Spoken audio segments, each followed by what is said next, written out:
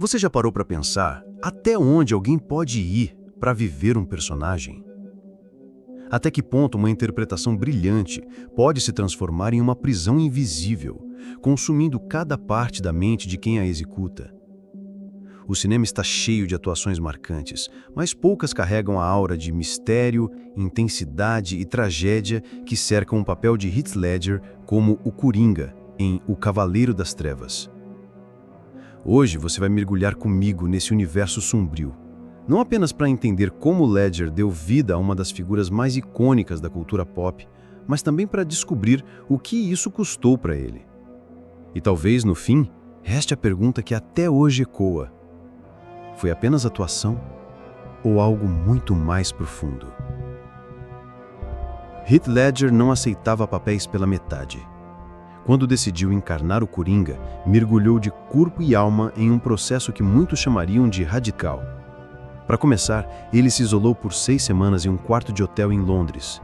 Ali, sem distrações, escreveu um diário inteiro, como se fosse o personagem. As páginas desse caderno se tornaram um testemunho perturbador de sua imersão. Recortes de imagens chocantes, frases inquietantes, desenhos sombrios e referências que iam de hienas até cartas de baralho. O próprio Ledger descreveu essa experiência como entrar na mente de um psicopata.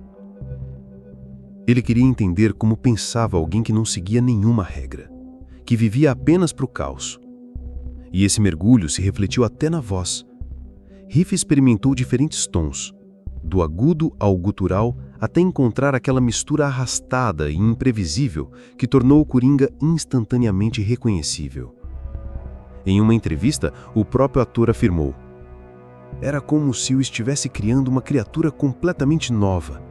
Eu precisava encontrar uma voz que não fosse apenas assustadora, mas que carregasse um certo humor, um sarcasmo venenoso." Christopher Nolan, o diretor, se impressionou desde os primeiros testes. O que mais chamava a atenção não era apenas a intensidade, mas a imprevisibilidade. Heath parecia se divertir genuinamente em cena, e esse contraste entre prazer e crueldade dava vida ao Coringa de uma forma inédita. Michael Caine, que interpretava Alfred, contou uma curiosidade. Na primeira vez em que contracenou com o Coringa, ficou tão impressionado com a energia sombria de Ledger que até esqueceu suas falas. Segundo ele entrou no set como um tornado. A maquiagem, o olhar, a risada. Eu me assustei de verdade. Era como se não fosse mais o Heath, mas outra entidade diante de nós. E não foi só Caine. Christian Bale, o Batman, revelou que contracenar com Heath era tão intenso que muitas vezes esquecia que estava em um set. Em suas palavras, havia momentos em que eu realmente sentia medo. Ele me puxava para dentro da cena de uma forma que parecia real. Mas tamanha dedicação trouxe consequências. Para se manter fiel à construção do Coringa, Ledger passou a dormir pouco. Amigos próximos relatavam que ele lutava contra insônia severa. Ele mesmo comentou em uma entrevista ao New York Times: "Naquela época eu dormia 2 horas por noite. Eu não conseguia desligar minha mente. O corpo estava exausto, mas a cabeça continuava funcionando." Esse estado de alerta constante o levou a depender de remédios para dormir. Ele tentava equilibrar a energia do dia com calmantes à noite, em uma batalha que parecia não ter fim. Um amigo próximo resumiu: "Heath estava vivendo 2 vidas.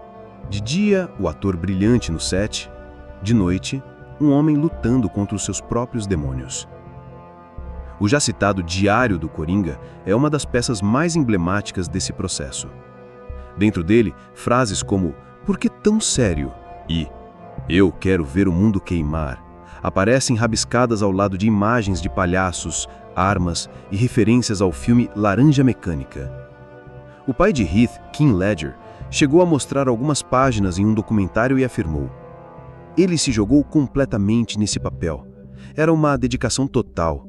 Mas quando você olha esse diário, percebe o peso que isso tinha na mente dele."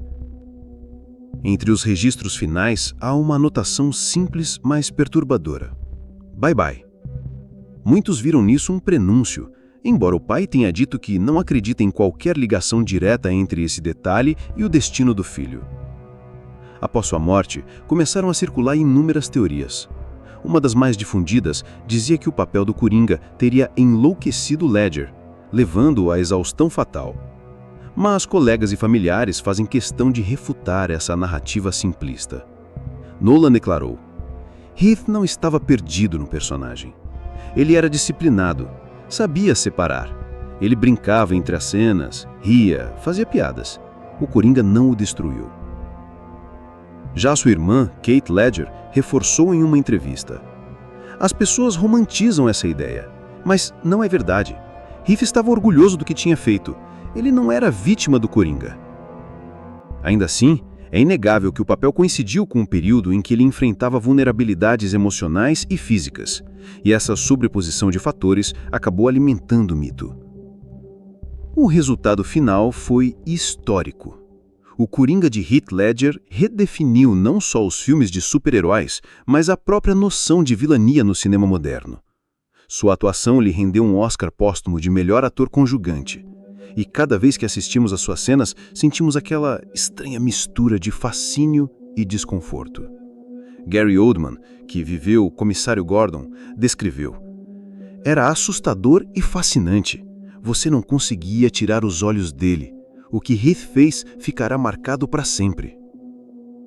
Mais de uma década depois, a imagem de Ledger como Coringa permanece viva, não só por sua intensidade, mas pelo mistério que envolve os bastidores. Ele nos deixou com uma pergunta que nunca terá uma resposta definitiva. Até que ponto um artista deve se entregar ao seu papel?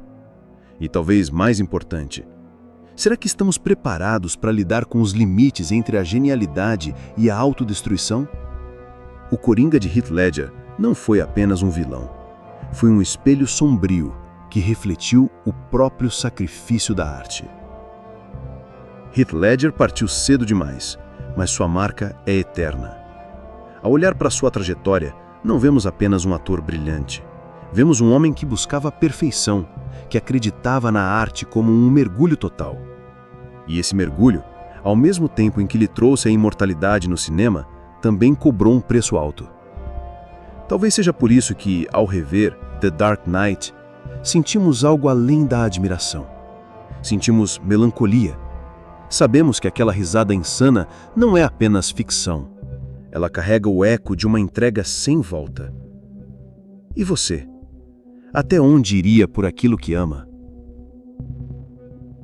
Se essa história mexeu com você, inscreva-se no canal O Outro Lado da Lenda.